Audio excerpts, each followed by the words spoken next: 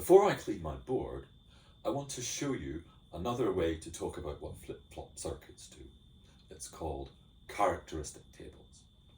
So this is the truth table for a JK flip-flop.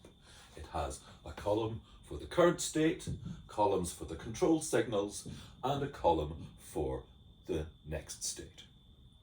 However, we can compress this table to half its size exactly by writing the next state as an expression in terms of the current state. So instead of just being allowed to write zeros and ones here, we're allowed to write a formula in terms of Q of t. And the way we build a characteristic table from a truth table is to compress two lines of truth table into one line of characteristic table by figuring out what the right formula is. So for example, when j and k are both 0, we can see that Q of t plus 1 is always the same as Q of t. So I can write Q of t here to say that, and I can get rid of this line.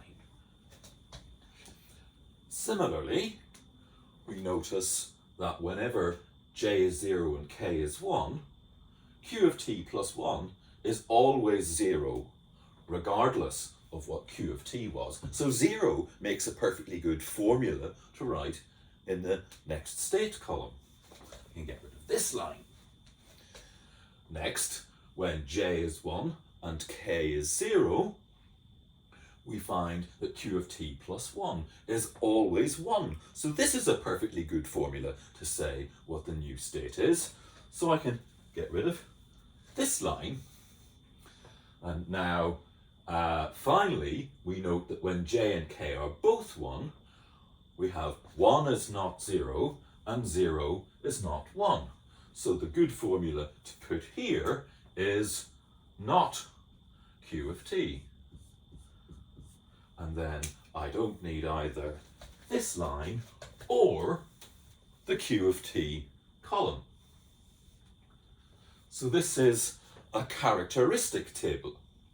It tells us how to express the new state in terms of the old state, given just the values of the control signal.